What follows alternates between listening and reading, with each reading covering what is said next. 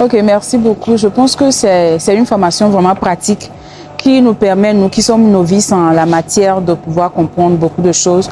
Donc, pour moi, principalement, ce qui m'a retenu pour cette première session, c'est quand même de voir un peu ce que c'est que la bourse, de connaître les différences entre ce qu'on appelle les obligations, les titres, ce qu'on ne connaissais pas avant, et la BRVM, ce que c'est, comment est-ce qu'il faut investir, quels sont les avantages de le faire, d'avoir peut-être d'acquérir que les obligations ou que les bourses, et aussi la présentation de la dame de Coris Bourse qui est passée, qui ont été vraiment des trucs vraiment pratiques pour moi personnellement, qui me donnent une longueur ou bien une avancée sur ces possibilités-là de pouvoir rentrer vraiment dans la bourse et dans les investissements. Donc voilà. Ok.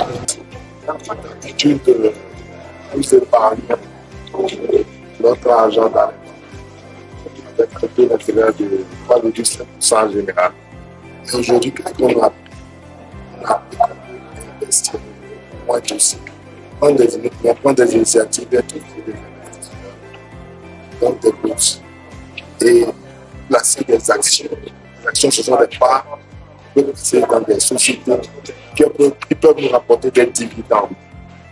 Et on nous a marqué la différence entre des actions qui sont des parties qui passent dans les entreprises, mais qui peuvent varier, sont labels variés selon la performance des sociétés. Mais les obligations, là, c'est vraiment sécurisant. C'est une part que les sociétés vont reverser de façon systématique, quelles que soient les fluctuations du marché.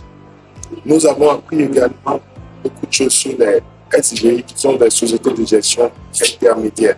Ces SGI et les SGO, ce sont des sociétés qui vont prendre de façon collective les investisseurs.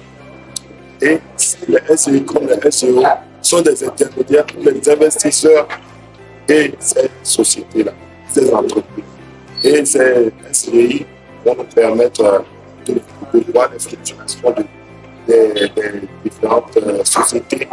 Et ce que j'ai peut-être oublié de dire en temps, c'est que la BRVM, la bourse régionale des valeurs mobilières, concerne l'UMOA.